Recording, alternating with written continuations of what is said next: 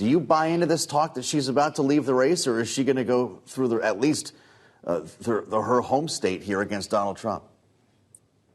Right. I mean, that is the decision that only a candidate can make. Sorry. That, yes, money is going to be a factor there, especially when you realize that this is a month-long slog. This isn't just, can I sprint my way for a week and get into the primary and see where we go from there. So it is a very, very heavy lift. And look, when you put the exit polls or entrance polls together from Iowa and South Carolina, the pattern is pretty clear.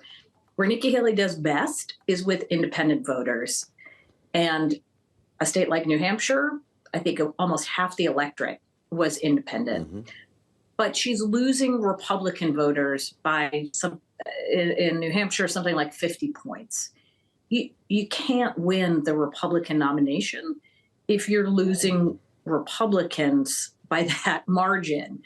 And even in her home state, as you pointed out, the numbers don't look very good. One thing that has been notable for these primaries is the fact that the polling thus far has been pretty spot on.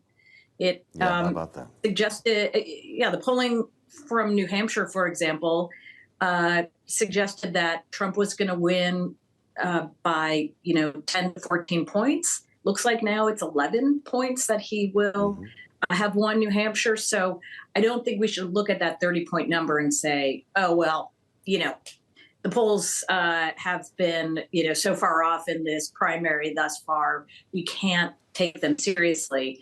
I think this is sort of the reality of where we are. You talk about the personal decision that a candidate has to make. Just imagine what the next 4 weeks will be like for Nikki Haley if she decides to stay in this race, having been called delusional last night from the former president, and a lot worse when he trains the MAGA fire on her. It's going to be something. Listen, just an example here from last night in New Hampshire, the former president drawing attention to the fact that Senator Tim Scott, who was on stage with him, chose not to endorse Nikki Haley. Let's give it a listen. Did you ever think that she actually appointed you, Tim? And think of it, appointed, and you're the senator of his state, and she endorsed me. You must really hate her. That's quite an ad lib. Just imagine the way he could reshape her own image, control her narrative for the next 4 weeks. This is a lot for any candidate to endure. A very good point. And in your own backyard. This isn't a state where she can just sort of write that off and go back to life as usual. This is where she resides and where her political career began. It's not just Donald Trump who's putting the pressure on her personally. He's putting pressure on everyone else in the state. You have the entire congressional delegation now that is behind Donald Trump. You saw what is happening with Senator Tim Scott. And you're right, the amount of firepower that the Trump campaign can put on television, as well as what he can do in those sorts of settings, rallies, et cetera. It will be intensive. And of course, I think putting pressure on donors as well, donors to Haley, who he will say, there are public lists of donors to other candidates. Just saying. Yeah, how about that? Enter Joe Biden, who thinks the general started this morning.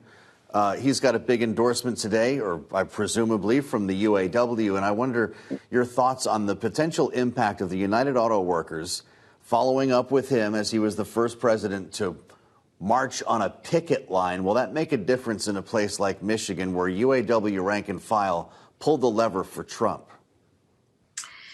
This is what Biden has really been counting on. And actually, it was the premier part of his campaign strategy in 2020, was that he could win over some of those voters who had abandoned Democrats between 2012 and 2016.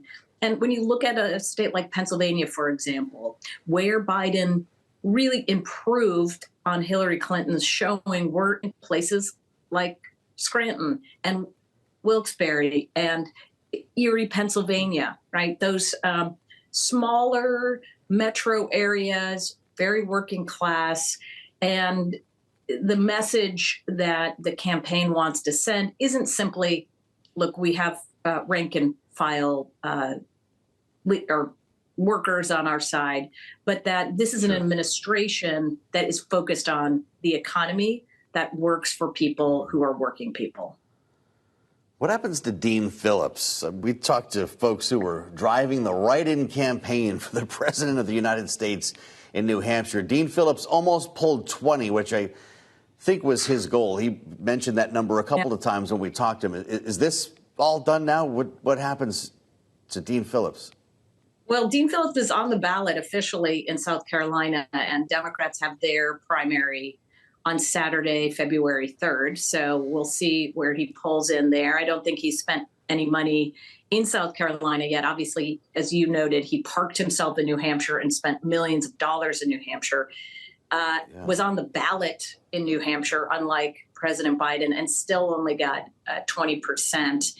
And the ballots, by the way, haven't been finished. They haven't finished tabulating all the write-ins. The one other thing is that if you want to compare him to big, whether we wanted to call them upsets or at least where a candidate surprised and really shocked the incumbent president, the high watermark, of course, is Eugene McCarthy in 1968 getting 42% of the vote to LBJ, who was also a write-in, or go to Pat Buchanan in 1992, who got 38% of the vote against President George H.W. Bush. I don't find 19.5% to be particularly impressive against those metrics. Sounds like we might be done here on both sides of things, but we're going to stay in touch with Amy Walter. I know. It's just, again, these are, you're right. It's only two states, two very small states that have in, but the reality of the kind of the electorate, what the electorate is saying in both of those states is reflective of what we're seeing in states around the country and what we've been seeing nationally.